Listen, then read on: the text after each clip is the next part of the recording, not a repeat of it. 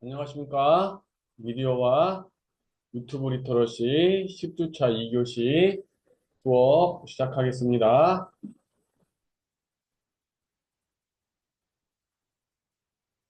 자, 우리 그 10주차, 그러니까 지금 10주차 수업은 유튜브하고 저작권에 관한 수업을 하는 거예요. 유튜브와 저작권에 관한 수업. 자, 그래서 우리 이번 시간에는 저작권 얘기를 먼저 하고 뒤에서 유튜브 얘기를 좀 하도록 하겠습니다. 유튜브와 저작권. 저작권 이제 카피라이트죠. 공정사용. 카피라이트. 카피는 우리가 쉽게 뭐 이제 복사 이런 뜻이고, 라이트는 권한이죠.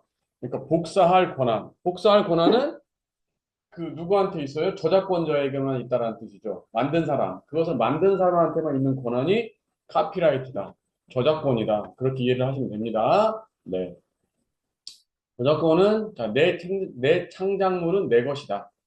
내 창작물은 나의 허락 없이 사용할 수 없다. 그래서 법으로 정해가지고 개인의 창작물을 보호하는 거죠. 오직 저작권자만 그 창작물을 복사할 수 있는 권한이 있다. 여기 이제 복사에는 뭐 변형이나 배포, 판매 이런 것까지 다 이제 포함하는 건데, 네. 오직 저작권자만 그 창작물을 복사, 변형, 배포, 판매할 수 있다. 그 권한이 있다 이거죠. 그러니까 정부 기관에 신청하는 것이 아닌 창작물을 만든 순간부터 자동적으로 생기는 권한이다. 이런 뜻이죠. 자동적으로 생기는 권한이다. 자, 아이디어만으로는 성립되지 않고 완성된 창작물이어야 된다. 그렇죠? 그리고 오리지널이어야 된다. 네, 오리지널. 어, 오리지널이 있고, 그것을, 어, 변형, 이렇게, 변주를 준 것은, 이제, 그 자체로 어떤 카피라이트 저작권을 가지는 건 아닌데 그것 좀 애매하죠.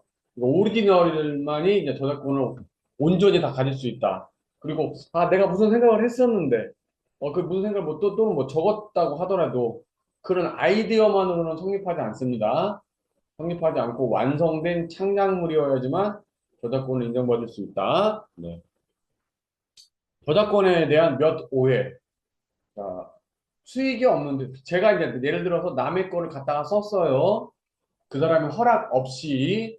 근데 수익이 없는데요. 제가 가져다 쓴 거는 사실이긴 한데 저는 그것으로 인해서 번 돈이 없어요. 또는 그것을 내가 수익 목적에 전혀 사용하지 않았어요. 그것을 가져다가 쓴 이유가 제가 교육 목적에 쓰려고 했던 거지 돈을 벌려고 했던 게 아니고 실제 번 돈도 하나도 없어요. 그러니까 저작권 위반 아닙니다. 말할 수 없는 거죠. 저작권 위반은 수익 창출과 상관이 없다. 네. 개인 감상이냐, 타인과 공유하느냐, 그 차이죠. 타인과 공유하게 되는 순간, 이제 저작권 위반이 되는 겁니다.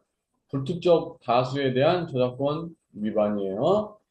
불특정 다수의 배포는 교육 영상인데요. 상관없어요. 저작권 위반입니다.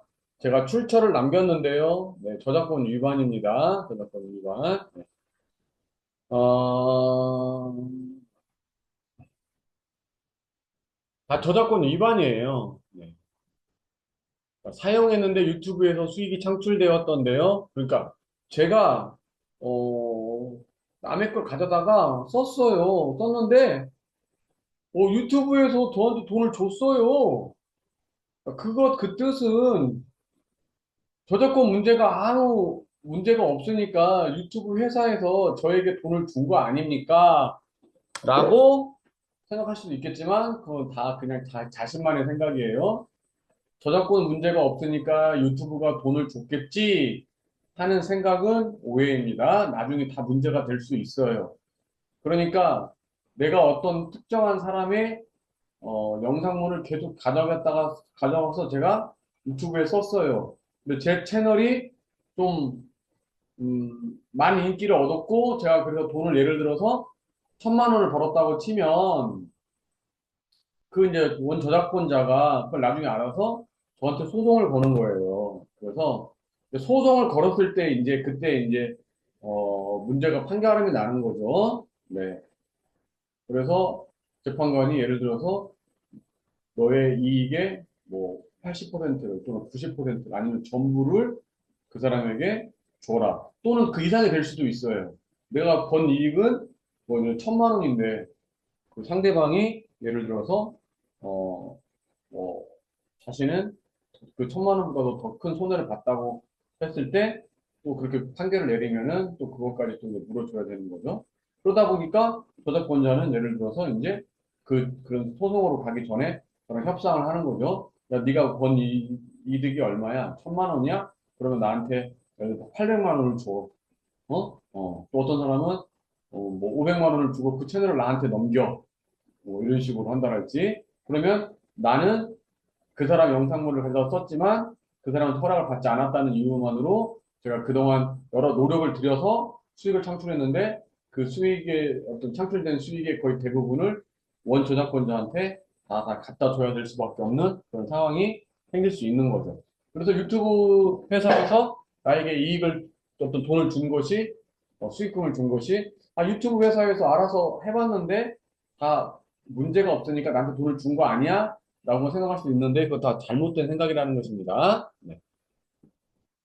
저작권의 유효 기간이 저작권자 사망 후 70년이라고 들어서 베토벤 곡을 사용했는데 위반이래요.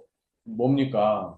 자, 그러니까 베토벤이 사망한 지 70년이 넘었기 때문에 베토벤 곡을 내가 직접 연주를 하면은 그거는 저작권법 위반이 아니죠. 그러나 누군가 베토벤 곡을 연주한 그 영상을 가져다 썼다면 그 연주한 것에 대한 그 연주한 그 사람에 대해서 내가 저작권을 위반을 하는 거예요. 네. 그래서 베토벤 곡을 내가 연주할 때만 저작권 위반이 아니고 그 어떤 이미 연주된 곡을 사용했다면 그 곡을 연주한 것에 대한 저작권 위반이 되는 거고 짧은 시간 사용하면 괜찮죠? 어, 아닙니다. 단 1초, 0.1초라도 사용하면 저작권 위반이 되는 거예요. 누구는 또뭐 1분 미만으로 사용하면 괜찮다고 하는 사람도 있는데, 그래서 쇼츠는 상관없다 이렇게 말하기도 하는데, 전혀 그렇지 않습니다. 다만, 원 저작권자가 소송을 걸었을 때, 1분 미만만 가지고 소송을, 어, 어, 걸어. 원 저작권자가, 그래서 그랬을 때, 그런 어떤 소송에,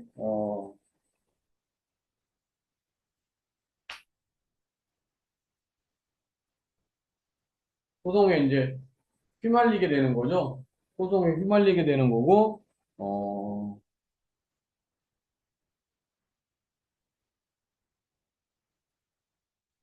소송, 그랬을 때, 뭐, 1분 미만을 사용했기 때문에 그 소송을 했을 때 큰 어떤 이득이 없기 때문에 그 원 저작권자가 소송을 걸지 않는 것뿐이지, 저작권법 위반이 아닌 것은 아닙니다. 네, 다 저작권법 위반이에요.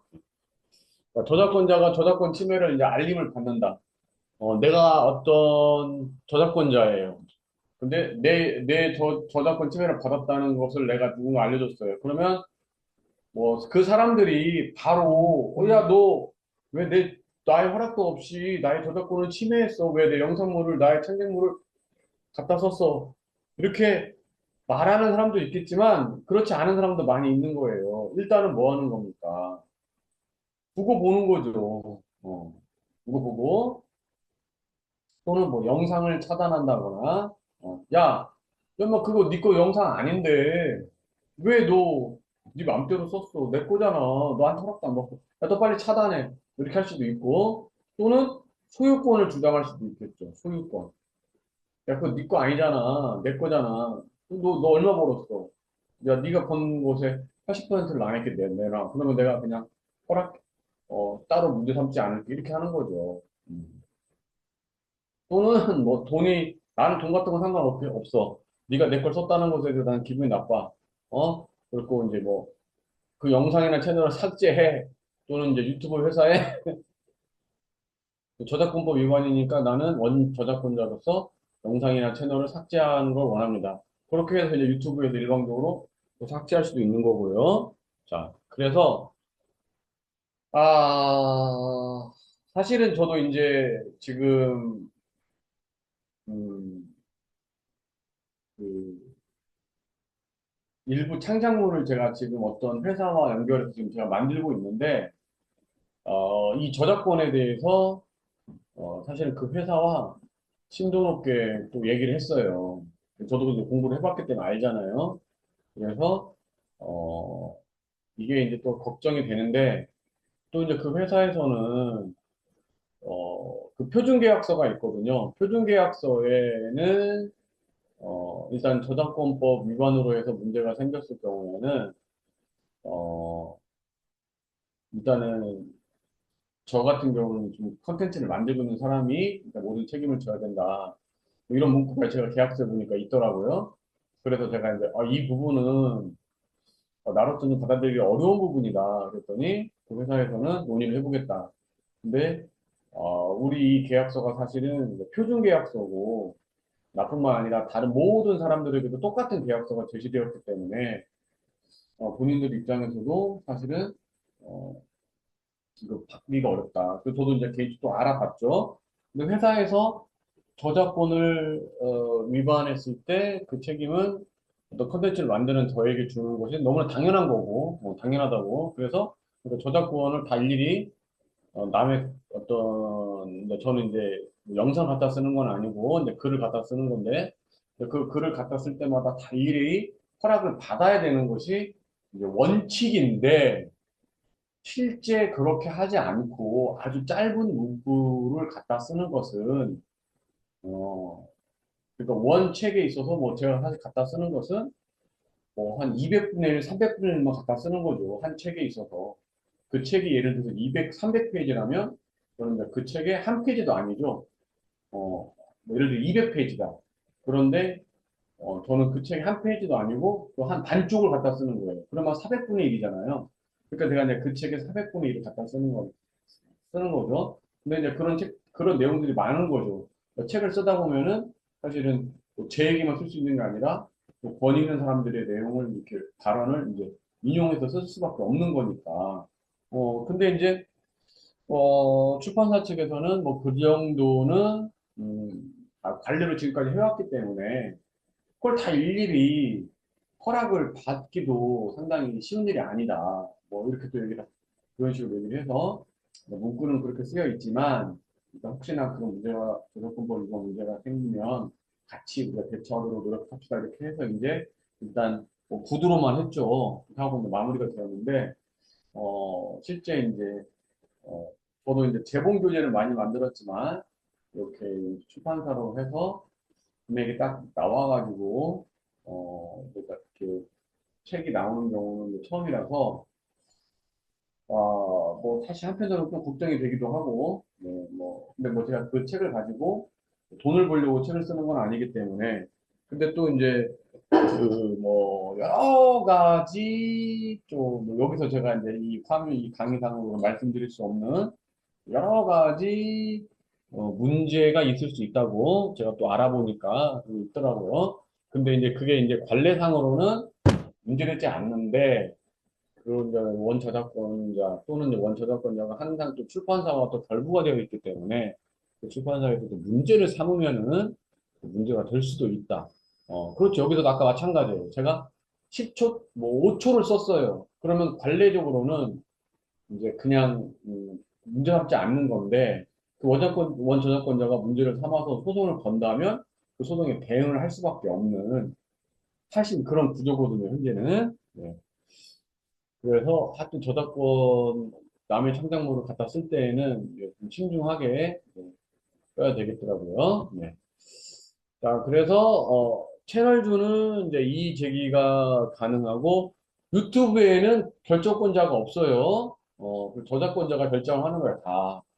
유튜브는 전혀 결정권이 없습니다. 네, 그래서 이제 악덕 저작권자일 경우에는 그 채널주가 그동안 번 돈을 다 가로챌 수가 있어요. 그래서 악덕 저작권자가 수익을 가로챌 수도 있다. 그래서 유튜브에서도 이제 이런 악용을 방지하기 위해서 노력하고, 어, 그래서 이제 유튜브에서도 거기서 유튜브 안에서 어떤 뭐, 음악을 제공한다거나 그런 게 있죠. 그래서 이제 그 음악을 쓸 경우에는 우리 유튜브 회사에서 저작권에 대해서 미리 그 저작권자의 허락을 다 받은 거니까 이 영상을 써도 크게 문제가 없어. 그런 것들은 이제 유튜브에 올라와 있는 거죠. 그런 영상은 음악을 써도 상관이 없는 거죠. 그래서 이제 유튜브에서도 이런 악용을 방지하기 노력하고 있다. 또 짧은 시간의 저작물이나 의도치 않은 촬영에서는 저작권자가 수익을 가져갈 수 없는 경우도 이제 어, 음, 그 실제 이제 생기게 된 거죠. 그래서 아주 짧은 거예요. 뭐 보통은 이제 그 기준을 1분으로 두긴 하는데 1분 미만의 어떤 영상물을 만들었는데 원 저작권자가 소송을 걸었을 때 이제 예를 들어서 소송에서 그 큰 이익이 그 저작권자에 가지 않을 수도 있는 거죠. 어, 예를 들어서 뭐 여러 가지 내가 신경 써야 되고 이렇게 해야 되는데 실제 내가 그걸 소송을 통해서 내가 이길 수 있는 돈이 10만 원밖에 없다. 그럼 뭐 굳이 안 해도 된다라는 거죠. 오히려 들어가는 비용이 더 클 수도 있으니까. 또 그리고 내가 어떤 영상을 찍었는데 거기에 의도치 않게 뭐 들려오는 음악 소리가 있었단 말이에요. 그래서 음악 소리가 나도 모르게 거기 한 10초가 들어가 있어. 근데 그 음악 소리에 원 저작권자가 와서 야, 너 내 음악 들어갔지 않냐, 네 영상에. 그러니까 돈 내놔라. 나 소송 걸겠다. 실제 소송 걸었을 때 수익을 뭐 그 사람의 원 저작권자가 돈을 전혀 못 가져갈 수도 있다는 뜻이죠. 근데 저작권자가 수익을 가져갈 수 없다 뿐이지, 그 저작권 위반은 다 맞아요. 저작권 위반이 아니라는 것은 아닙니다. 네. 그래서 공정사용이라는 것을 이제 많이 내세우는 거죠. 공정사용. 네.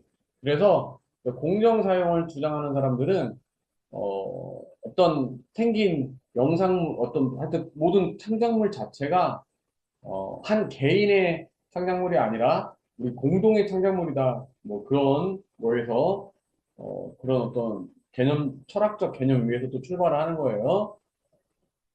저작권자의 허락 없이 그냥 사용할 수 있는 예외적인 경우, 분야가 정해져 있습니다. 작품 비평이나 뉴스 보도, 교육 등의 목적으로 저작물을 변형해서 사용할 수 있고, 또, 그러니까 작품 비평이라는 것은 어떤 영화가 나왔는데 그 영화를 홍보하기 위해서 그 영화사로부터 일부, 어, 그 영상을 내가 받아서 변형해서 만드는 거. 이것은 이제 저작권 위반이 절대 아니겠죠. 거기서 이제 허락을 해준 거고. 그러니까.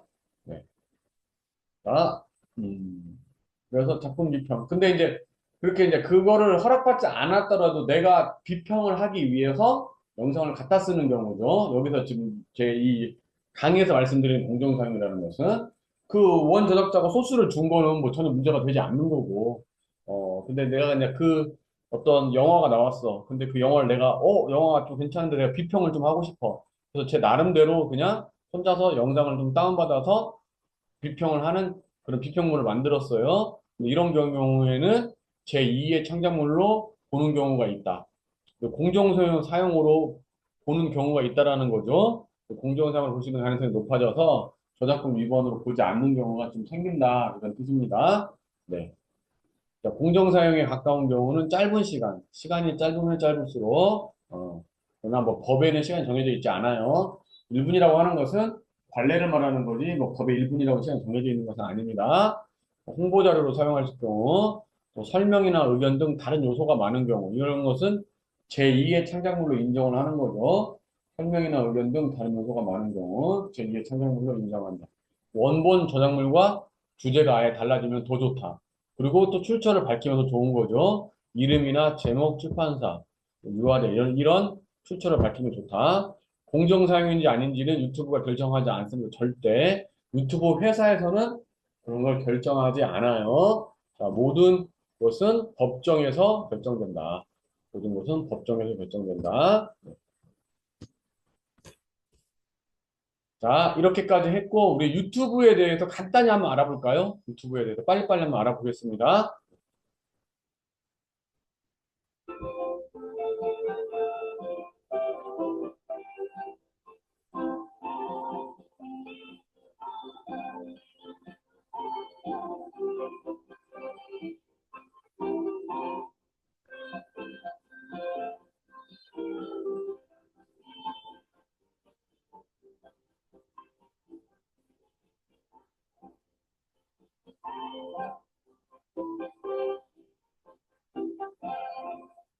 자, 제가 이제 금방 우리 이 텔레비전에 내가 나왔으면 정말 좋겠네, 정말 좋겠네. 우리가 어렸을 때 아주 들었던 유명한 노래죠. 제가 이걸 좀 썼어요. 이것도 다, 그러면 한 32초 제가 썼거든요. 이거 다 저작권 위반이에요. 이 원저작자한테 허락을 받지 않았기 때문에 어, 허락을 받았나? 좀 기억이 가물가물하는데 아마 허락을 받지 않았던 것 같아요. 아, 제가 그 댓글에 영상을 갖다 좀 쓰겠다고 했고, 이분이 좀 허락을 했던 그런 기억도 살짝 나는 것 같기도 한데, 근데 정확히, 네, 그 근거를 제가 가지고 있지 않기 때문에, 하여튼 뭐, 저작권 위반입니다. 이렇게 하면. 네. 근데 이제, 우리 유튜브라는 거, 제가 이제 이거 유튜브를 얘기하려고 하는데, 이걸 제가 가져온 것은, 유튜브가 사실 텔레비전이라는 거예요. 텔레비전. 우리는 유튜브라는 것이 어떤 또 다른 고유명사처럼 쓰고 있긴 하지만, 이게 이제, 영어에서 보자면 텔레비전이에요, 텔레비전. 자, 그래서 유튜브 로고가 이렇게 있고요. 자, 유튜브가 이렇게 됩니다. 유튜브 자체가 TV란 뜻이에요, TV, 텔레비전. 유튜브는 당신의 televizyon, 당신이 원하는 텔레비전, 이런 뜻이에요. 우리가 이제 그 영어의 어원을 모르기 때문에 유튜브가 고유명사로 쓰였지만, 그렇게 이제 보는 것 같지만 유튜브가 사실은 당신의 TV, 당신이 원하는 TV. 그래서 미국 애들은 다 그렇게 TV를 이해를 하고 있는 거죠. 사실 TV입니다, TV.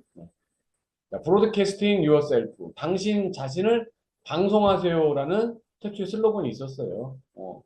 자, 그래서 이제 지금은 이제 그 구글에 이제 팔아 넘겼죠? 그 전에 하여튼 설립자가 스티브 chen, 체더리, 자비드 카림 이런 사람들이 네, 만들었고, 지금 이제 2014년 이후로는 뭐 수잔 부이치키가 대표자로 있는 네, 동영상을 취급하는 그런 회사예요. 회사, 텔레비전 회사. 그러니까 온라인 결제 서비스 업체 페이팔에서 페이팔 함께 일하던 스티븐 첸, 제럴리, 자이드 캐림이 2005년 2월 14일에 공동 창업한 거죠. 그래서 지금은 사실은 유튜브가 뭐 우리 사실은 너무 대중적이 됐죠. 그러나 그 대중적인 된 것이 사실은 몇 년이 안 됐어요. 제가 이 강의를 처음 맡았을 때만 해도 대중적이 아니었다고 제가 좀 느껴져요. 저도 그렇게 많이는 안 봤거든요. 그때만 해도. 어, 지금은 사실은 되게 이제 많이 시간이 있을 때는 거의 뭐 유튜브를 보는데 시간을 다 보내고 있는데 네. 얼마 되지 않은 거죠. 자, 첸과 자이드는 엔지니어고 헨리는 웹 디자이너였습니다. 유튜브는 스티브 첸의 아파트에서 찍어둔 파티 비디오를 공유하기가 쉽지 않자 자신들의 비디오 공유 사이트를 만들어야겠다고 생각해서 시작했어요. 라고 이 사람들이 말했는데 이건 홍보 차원의 멘트가 아니었나. 네. 유튜브를 시작할 때 사실 동영상에 대해 아는 것이 거의 없었어요. 그냥 아이디어였을 뿐이죠. 슈퍼볼 보면서 제닌 넥스 잭슨의 가슴 높이 서고 있었는데 그 영상을 찾기가 너무 어려웠어요. 이걸 우리가 다시 찾아주면 사람들이 얼마나 고마워할까. 그 정도의 생각에서 출발했던 거죠. 뭐 이렇게 말을 하고 있습니다. 예. 근데 사실 지금 이제 유튜브에 관한 책도 많이 나와 있어요. 그래서 이렇게 유튜브 책 보면은 이런 유튜브 역사에 대해서 충분히 알 수가 있습니다. 자, 그래서 이제 처음 이 사람들이 만들 때 이름을 뭐라고 지을까 되게 고민을 많이 했어요. 듣기에 좋고 외우기도 쉽게끔 주음절여야 된다. 알파벳 7자 이내. 주음절에는 또 각각의 의미가 있어야 된다. 하나는 소셜, 하나는 미디어를 담아보자. 이렇게 유튜브를 만든 거죠. 그래서 네 가지를 회사 이름에 던져줬고 생각했는데 헨리가 유튜브라는 이름을 내놓았죠. 너무 좋아, 멋져. 그래서 유튜브라는 이름을 탄생했죠. 유는 모든 사람. 튜브는 미국 성어로 속어로 TV. 그러니까 당신이 원하는 TV, 당신이 원하는 컨텐츠 선택해서 봐라. 이런 의미를 담고 있다는 거죠.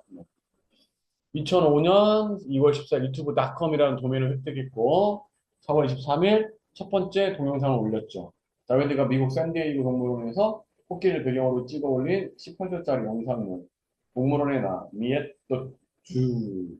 여기는 동물원이고 제주에 있는 친구들은 코끼리이지요. 이 코끼리 정말 정말 정말 멋진 점은 바로 코가 길다는 겁니다. 뭐 딱히 이 말밖에 할 게 없군요. 말할 게 없는 거예요, 사실은. 그래서 했는데 요게 사실은 사람들이 많이 호응을 해준 거죠. 기존의 어떤 딱 형식적인 텔레비전보다는 동물원과 나는 코끼리 코에 대한 짤막한 설명이 전부인 재미가 전혀 없는 내용이었지만 유튜브에 이런 것들이 매력이었다고 오히려 동영상을 또 만드는데 복잡한 제작 과정이 필요하지 않고 누구나 만들 수 있다는 것을 또 보여줬기 때문에 네. 그래서 이제 이렇게 2015년 11월 공식적으로 수업을 시작했는데 기존의 이제 미디어들이 사실 우리나라에서도 지금 어, 그 기존의 지금 언론사와 유튜브가 계속해서 지금 대립되고 있죠.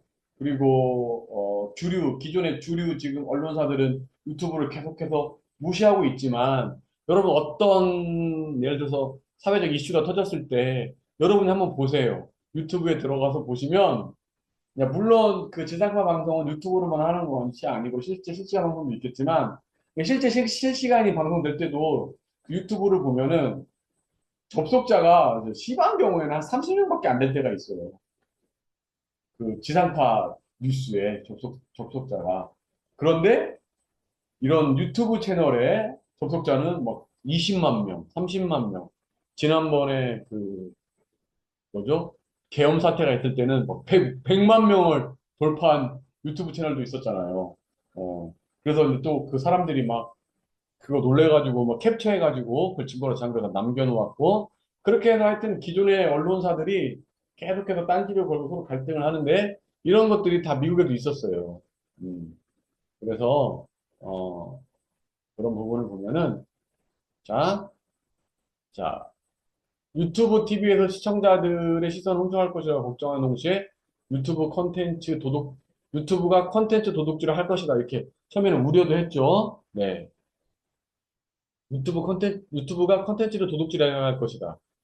그러나 뭐 콘텐츠를 만드는데 그게 어렵지 않은데 처음에는 이제 그런 주류 회사들만 콘텐츠를 만들 수 있다고 생각을 했었겠죠. 그러나 지금은 이제 누구나 만들 수 있기 때문에 도둑질을 할 이유가 전혀 없어진 거죠, 지금은.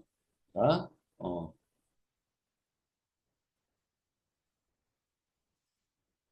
자,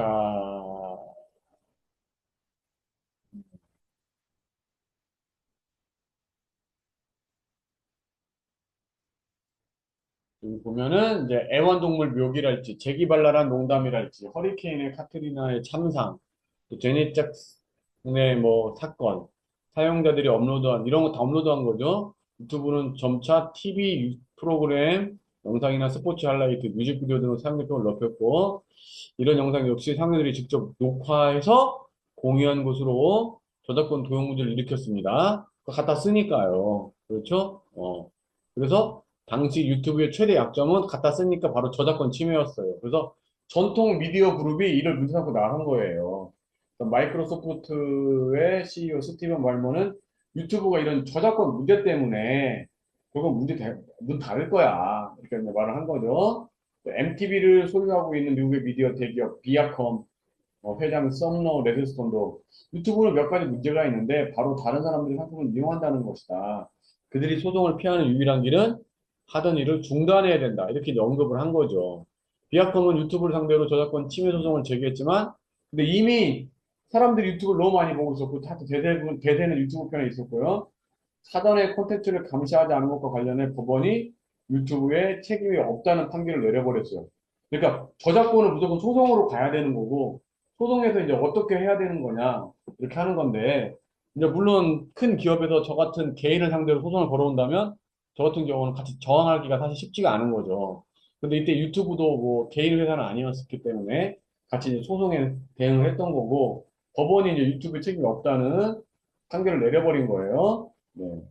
하지만 이후에도 그렇다고 해서 이제 끝난 건 아니에요. 계속해서 또 소송을 또 제기하니까 저작권 논란이 계속해서 발생하자 유튜브는 콘텐츠 삭제 요청을 한 저작권 소유자에게 콘텐츠를 삭제하거나 콘텐츠를 또 유지하는 대신 어, 유튜브가 원작자에게 대한 광고를 하도록 허용하고 또 수익을 나누는 방식 등 두 가지 안을 제시하고 그중 하나를 선택하도록 했어.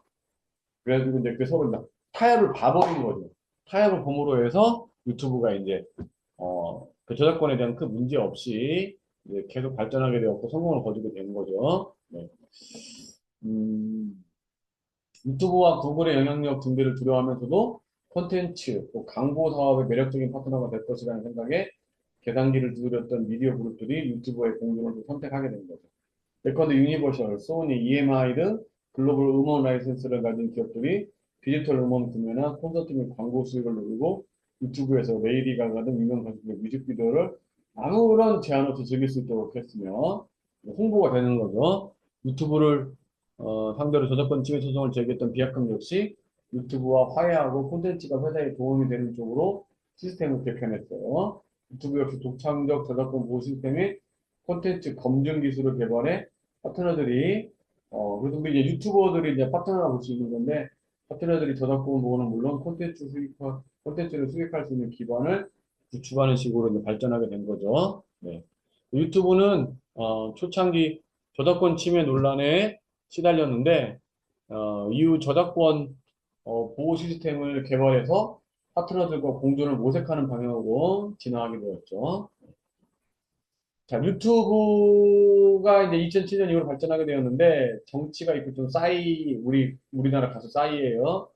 미국 대선에서, 이제 이 내용은 쉽게 말해서, 핵심만 말씀을 드리자면, 2007년 대선에서 이제 버락 오바마가 당선되었는데, 버락 오바마는 유튜브를 최대한 활용을 했다라는 거죠. 상대 아마 부시였을 거예요. 근데, 어, 어, 아, 존 맥케인이었는데, 부시가 아니고 존 맥케인이었는데, 생각보다 많이 활용을 하지 못했다. 유튜브를. 네, 존 맥케인. 공화당의 존 맥케인. 네. 그런데 유튜브를 적극적으로 활용한 오바마가 성공해서, 당선될 수 있었다. 뭐 그런 내용을 지금 나와 있는 겁니다. 그리고 이 싸이도 무시할 수가 없는 게, 2012년 7월 15일 날 공개된 싸이의 강남스타일. 그러니까 2012년 전에 유튜브를 적극적으로 활용하는 사람들도 많지 않았다는 거예요. 네. 저 같은 경우에는 뭐 2012년이면은 스마트폰 사용도 사실은 잘 하지 않았던 때였던 것 같아요. 네. 지금은 제가 많이 생각이 바뀌어가지고 이제 그 최첨단의 어떤 그 유행을 좀 따라가자. 자꾸 그 뒤에서 중고물품만 쓰지 말고 어, 제가 이제 그 소설가 이상에 관한 어떤 글을 좀 읽었거든요. 그 소설가 이상이 서울의 제비라는 커피숍 다방을 열고 특별히 그뭐 어떤 하는 일이 없어도 그렇게 했던 이유는 그 서양에서 들어오는 어떤 최첨단의 어떤 문물 이런 거를 바로바로 자기가 소화하기 위해서 했다라는 그런 글을 좀 그런 취지글을 읽어가지고 저도 이제 보통 책 같은 걸 많이 구입하는데 주로 이제 중고에서 많이 구입하거든요. 설치가 너무 비싸니까. 그랬는데, 그러다 보니까 항상 뒤떨어지다 보고, 또 그런 게 있어서, 어느 순간부터는 안 되겠다. 나도 이제 바로바로 좀 추천단을 달려야겠다. 그래서 근데 사실 그 예전에는, 저도 이제 이런 뭐 스마트폰을 이제 뭐 가장 뭐 좋은 폰 절대 사지 않았거든요. 이번에 처음으로 지금 한 두 달 전에 폰을 바꿨는데, 지금 가장 이제 최신 폰을 이제 제가 바꿔서 사용하고 있는데, 이제는 좀 최첨단을 달려야겠다. 하여튼 그런 생각을 좀 바꾸기는 있는데, 뭐 그렇다고 해서 뭐 제가 항상 그렇게 할 수 있는 건 아니지만, 그런 생각이 있는데, 2012년에 이제 싸이가 이 강남스타일이라는 뮤직비디오가 막 완전 전 세계 강타했죠. 근데 이제 전 세계 많은 사람들이 챌린지를 한 거예요. 자기가 영상을 찍어서 올리게 되면서 사실은 유튜브의 활용도가 엄청 높아져 버린 거예요. 그 이후에 이제 여러 가수들도 유튜브를 통해서 자신의 노래 이런 걸 홍보하게 되고 기존의 기득권 미디어 그룹들도 그것들을 활용해서 쓸 수밖에 없는 그렇게 되었습니다. 근데 이제 그런 것들이 그렇구나 라고 말하는 것이 중요한 게 아니라 제가 이제 그러니까 하는 이유는 뭐냐면 자 문화평론가 강명석 잠깐 읽어볼게요. 소녀시대가 유튜브 뮤직 어워드 올해의 뮤직비디오상을 수상했다고 해서 레이디 가가나 저스틴 비버 등 세계적인 팝스타들보다 미국에서 더 인기가 많을 리는 없겠지만 전 세계 유튜브 이용자를 기준으로 하면 소녀시대를 비롯한 한국의 인기 아이돌은 이미 만만치 않은 영향력을 가지고 있다. 그래서 한국의 가수가 유튜브를 통해 세계 가수가 될 수 있었던 것처럼 만약에 우리가 유튜브 컨텐츠를 만드는 유튜버가 됐을 경우에 어, 언제 어떻게 터질지 모른다라는 거예요. 아, 물론 이제 시간이 가면 갈수록 그 터진다라는 확률은 작아지고 있긴 하지만 만약에 뭐 유튜브에 관심이 있어서 우리가 이게 전공 수업이 아니고 교양 수업이긴 하지만 유튜브에 관심이 있어서 유튜브를 좀 열심히 하는 사람의 입장에서 제대로 했을 경우에 또 성공할 수 있다라는 것을 제가 말씀을 드리는 거예요. 여러분은 유튜브를 통해서 한국에서 최고가 될 수가 있다. 한국에서 최고가 될 수 있으면 뭐예요? 세계에서 최고가 될 수도 있는 거예요. 그러니까 기존의 가장 큰 플랫폼은 방송, TV였다. 앞으로 주목받는 플랫폼은 이제 유튜브가 된다. 둘은 경쟁적 관계이면서도 상호 보완적인 관계이다. 방송과 유튜브는 그렇죠? 지금 방송에서 하면 유튜브 이렇게 멀리하는 방송 거의 없어요. 다 같이 하잖아요, 지금. 자, 그리고 여기까지 제가 이제 빨리 질문했고 우리 이민아 학생이 쓰고 요거 하나만 같이 읽고 오늘 수업을 끝내도록 하겠습니다. 나는 왜 한나에게 분노할 수 없었나? 더 리더를 다 읽고도 마음속에 남은 것은 분노가 아니라 묘한 연민이었다.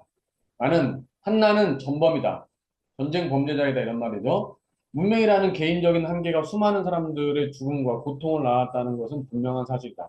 하지만 책을 덮고 나서 나는 스스로에게 질문을 던지게 되었다. 나는 과연 그녀를 완전히 미워할 수 있는가? 전쟁 범죄자인데 전쟁 범죄자를 완전히 미워할 수 있는가? 처음엔 마이클과 한나의 관계가 불편하게 느껴졌다. 나이 차이, 감정의 왜곡, 숨겨진 비밀. 하지만 이야기가 법정으로 넘어가면서 내 시선은 한나에게 고정됐다. 그녀가 문명이라는 사실을 들킨 순간, 그녀가 모든 것을 감수하면서도 그것만은 끝까지 숨기려 했던 그 절박함. 차마 비난만 하기는 어려웠다. 이 책을 읽는 내내 나 자신도 시험받는 기분이었다.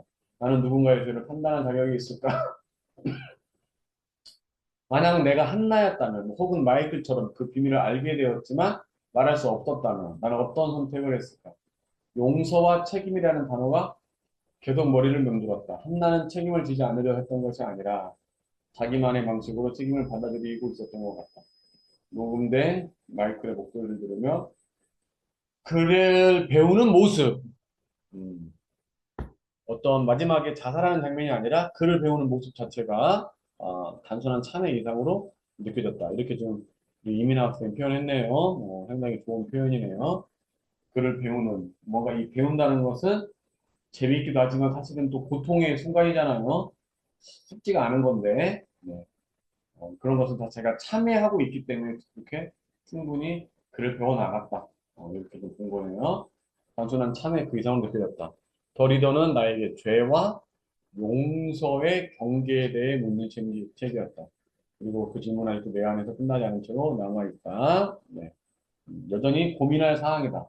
이렇게 해서 감상문을 써서 주셨습니다. 네. 잘 읽어보았고요. 우리 10주차 수업은 여기서 마무리하도록 하겠습니다.